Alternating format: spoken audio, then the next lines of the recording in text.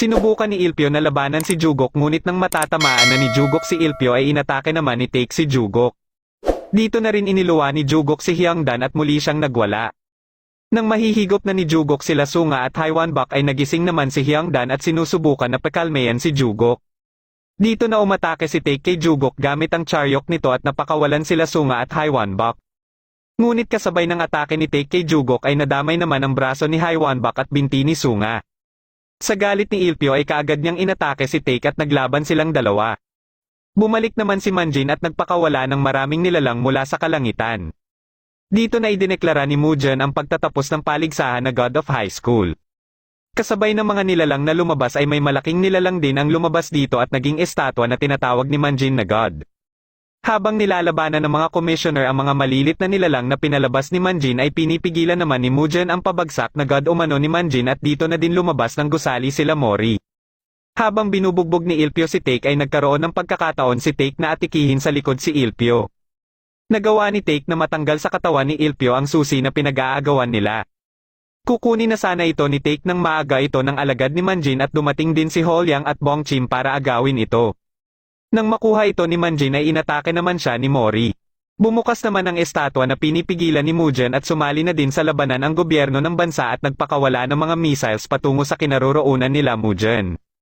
Kaya nagpa siya si Mujin na i-teleport sila Mori sa Sage Realm. Nagkasama-sama naman sila Dewi, Mira, Sunga at Hwanbak at ginamit ni Dewi ang kanyang charyok na Hetei para pagalingin sila Sunga. Nakita naman ni Mori sila Ilpyo at Sungyun at ginamit niya ang kanyang natutunan kay Bongchim para mapahinto ang pagdurugo ng mga sugat ni Ilpyo. Pagkagising ni Ilpyo ay pinagkatiwala niya kay Mori ang susi. Dito ay nakalaban nila Dewi at Mira si Taek at pagkadating ni Mori ay nakahandusay na sila pareho kaya nilabanan ni Mori si Taek.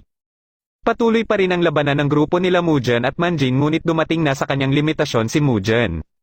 Dumating naman si Jason para i-teleport lahat ng tao ng syudad sa ligtas na lugar maliban sa kanilang dalawa ni Manjin at mga alagad nito. Gamit ang mga missiles na pabagsak ng syudad ay ginawa niya itong sandata para sirain ang malaking estatwa ni Manjin. Dito na din nakabalik sila Mori sa syudad at nakita nila si Jason na bumagsak kaharap si Manjin. Biglang inatake ni Taek si Mori at nang tutulungan na siya nila Mira at Dewi ay hinaranggan naman sila ng charyok ni Taek. Nakuha ni Taek ang susi kay Mori at kaagad na nilagay sa kanyang tiyan. Naging sanggol ito at kaagad ding lumaki at nagbago na ng anyo. Biglang inatake ni Taek si Mira at nag-umpisa na silang maglaban-laban.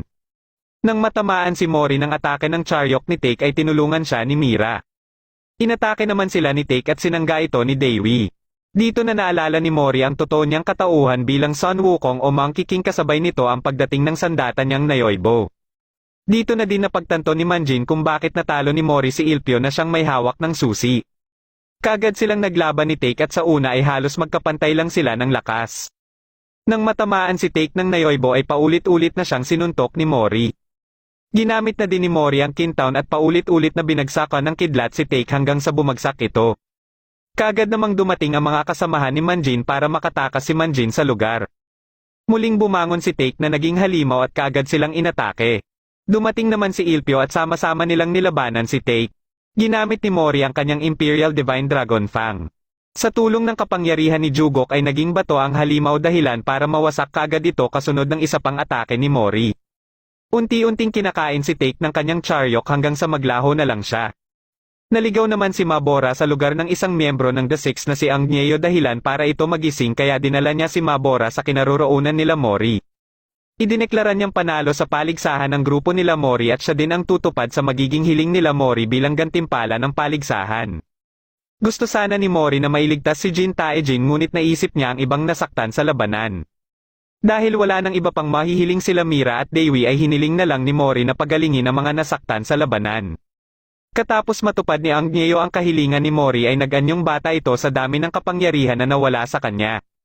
Sinabi din niya kay Mori na buhay pa si Taejin dahil nararamdaman pa niya ito pero nanghihina na umano ito. Para kay Mori ay sapat na ang impormasyon na ito at dito na siya nakatulog. Dito na nagtatapos ang ating kwento at sana'y nagustuhan mo ito. Maraming salamat na din sa panunood at sa susunod ulit na kwento.